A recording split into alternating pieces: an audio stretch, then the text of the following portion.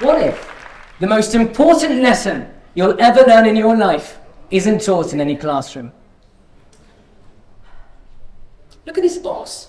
It's quite a nice box. It's a white box. Inside this box is an egg. An ostrich egg. Now, typically when we think of eggs, they don't really look like this. They're a lot smaller. And so when we look at this, it disrupts our expectation for what we consider as normal. Everyone knows that knowledge is power, but self-learning is the key to knowledge. But what is self-learning? Self-learning is just a fancy way to say that you're not going to wait for life to teach you, but instead, you're going to take the responsibility to learn by yourself. And interestingly enough, some of the most influential people in history all use self-learning to their advantage, like Alexander Hamilton, George Washington, Henry Ford, or even Slimane al-Rajhi. This is me, Muhammad Alqefari, when I was 6 years old. Since then, over the years, I've done a couple of things. I've learned to speak 5 languages, I've written a book, I've founded an online self-learning language academy where hundreds of thousands of people have self-learned how to learn languages, and a few other things as well.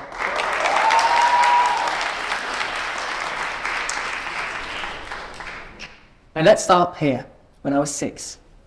I was sitting with my father at his computer, and I remember every single day he would go on and start deleting these files manually to help speed up his computer.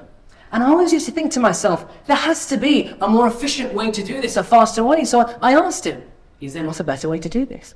And he told me, I don't know.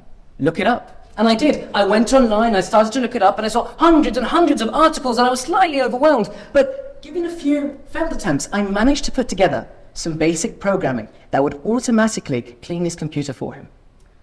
My father was quite happy, but me, I was hooked. I was addicted to the idea that I can learn absolutely anything online by myself, and I did. I learned graphic design, cinematography, video editing, algebra, coding. I even helped fix my father's car with self-learning.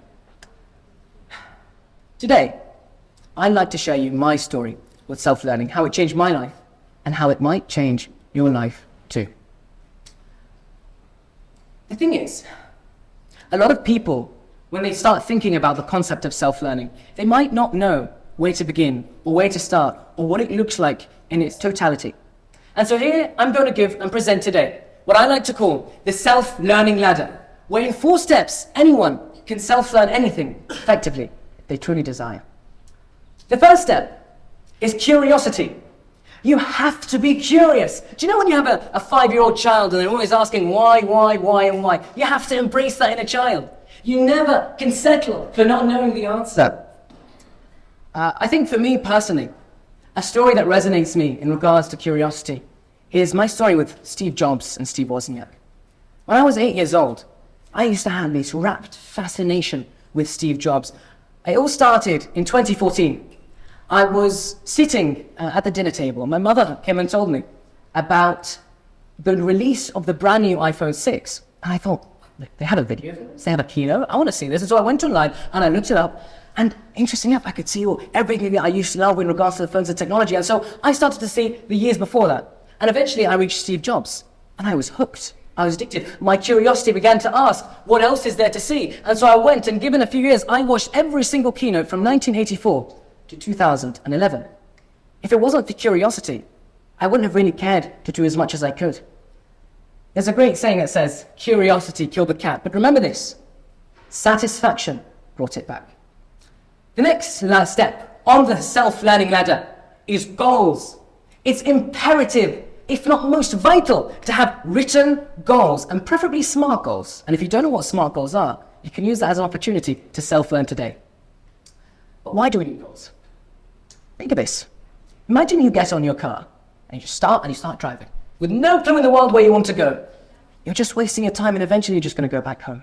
When you don't know what you want to do, sometimes you're simply wasting your time.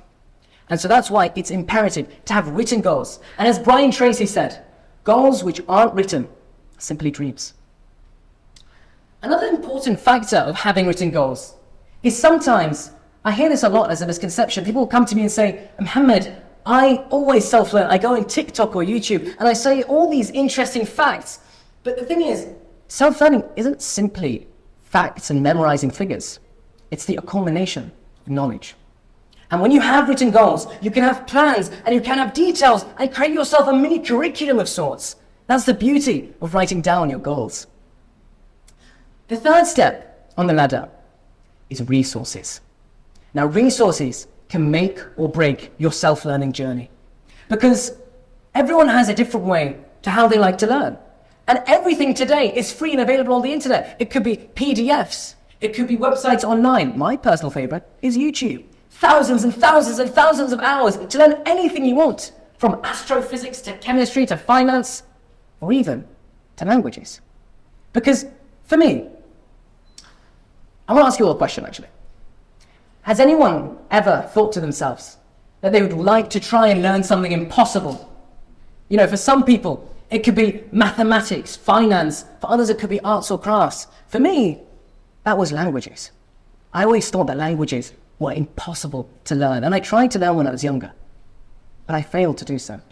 Until I tried to use self-learning, and what made the journey possible for me was choosing the right resources. And that's one of the reasons why I decided to found the Shuoya method, to help bring forth people the best resources possible to help self-learn languages. Now, here's an interesting thing a lot of people don't know about resources. Do you know that some of the best universities in the world, we're talking Harvard and Yale, they offer free courses online, on the internet, for free. Anyone can learn from. And that's the beauty. Finding efficient and effective resources.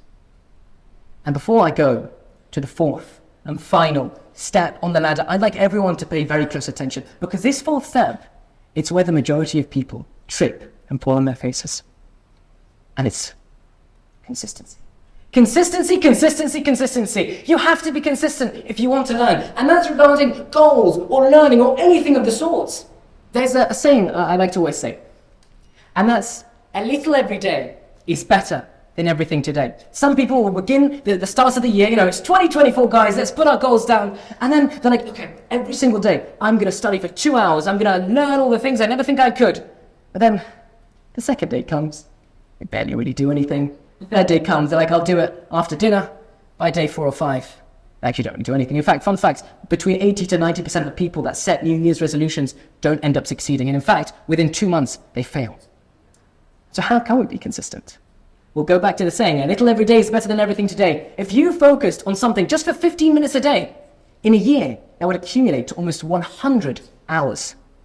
100 hours, for people that don't know, that's almost enough to learn a language. And that could just be on your way to the car. Because another misconception people say is, well, I don't have the time to self-learn. I don't have the time to improve myself and become the best version of myself. Well, when you're in the car, going to work, going to school, those 10 or 15 minutes, you can use them to learn. And that's the self-learning.